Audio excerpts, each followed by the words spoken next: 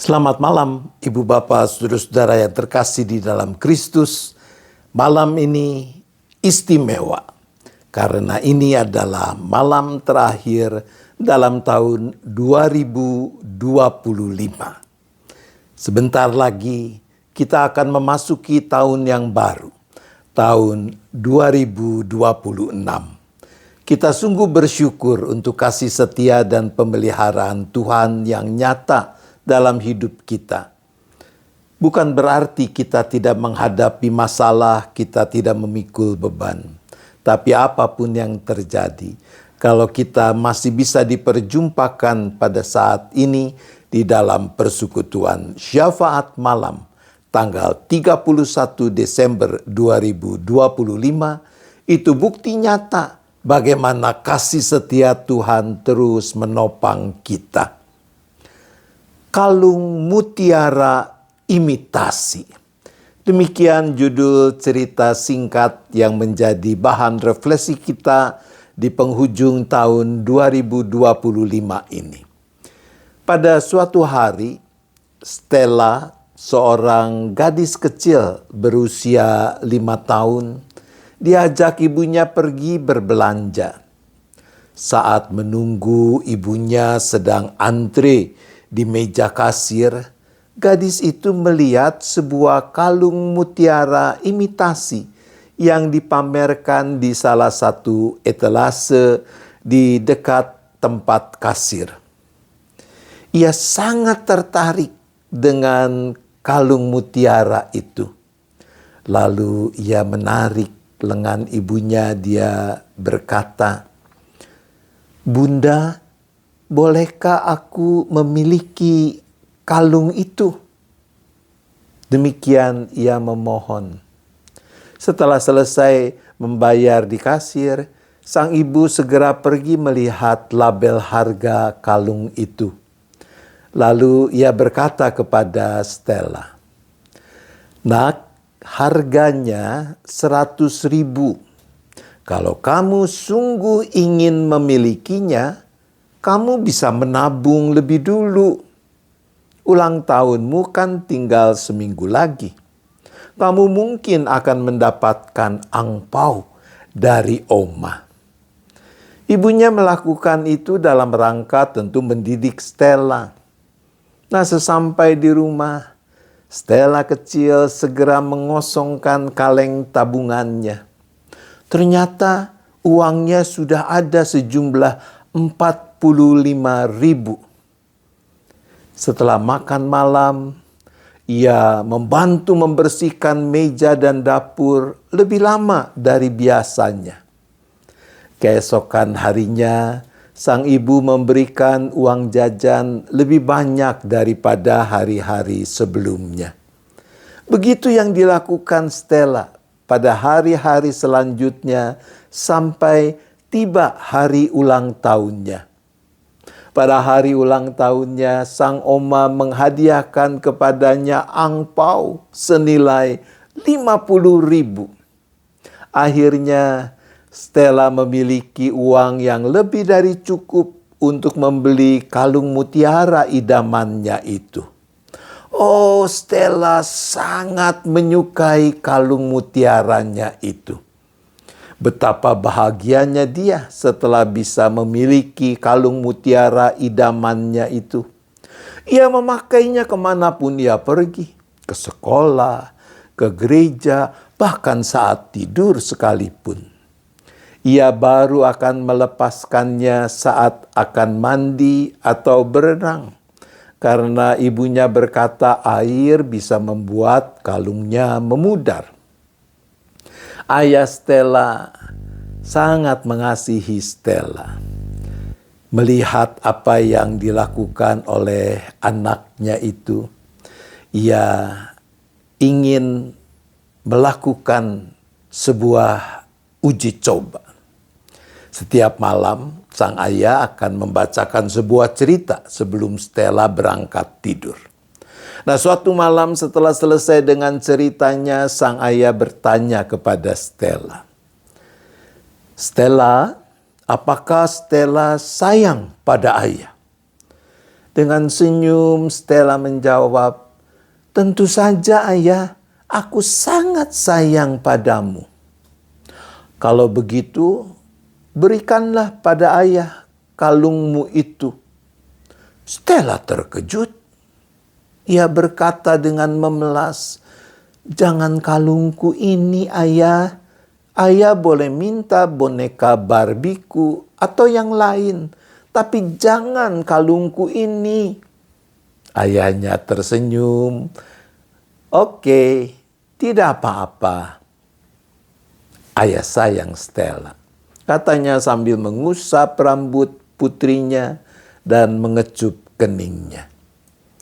Seminggu kemudian, seusai membacakan cerita sebelum tidur, ayah Stella bertanya lagi, "Stella, apakah Stella sayang pada ayah?"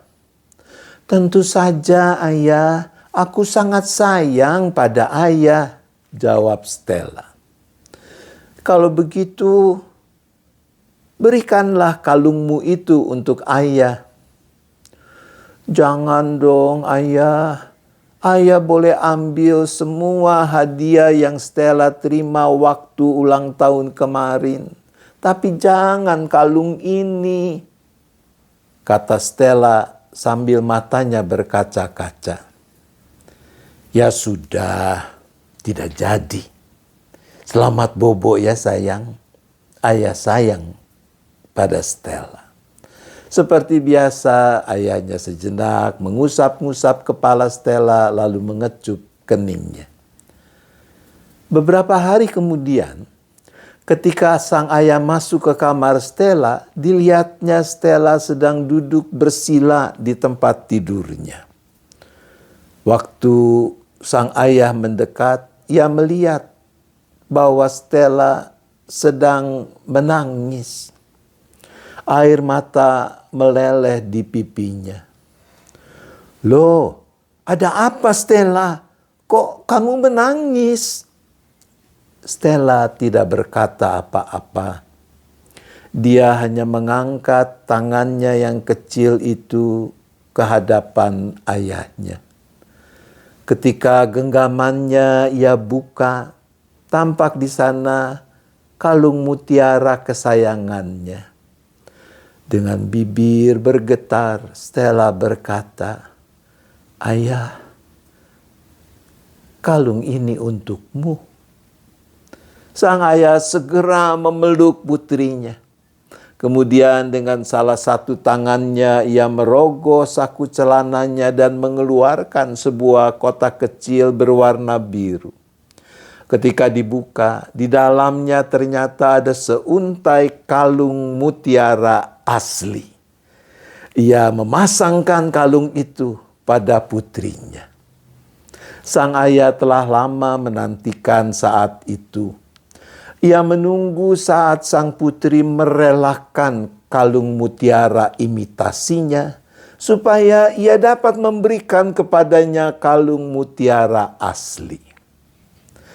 Ibu bapak saudara-saudara yang dikasihi Tuhan, malam ini adalah malam terakhir di tahun 2025.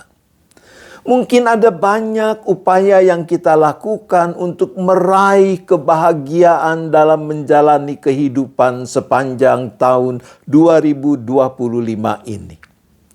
Mungkin ada hal-hal yang sudah kita capai, yang sudah kita miliki, yang dengannya kita pikir kita bisa bahagia. Saat ini kita diajak untuk memeriksa apakah kebahagiaan yang sudah kita alami adalah kebahagiaan sejati. Yang membuat kita merasa bahagia itu mutiara imitasi atau mutiara asli. Di dalam Mazmur 84 ayat 5 dan 6 dicatat, "Berbahagialah mereka yang tinggal di rumahmu.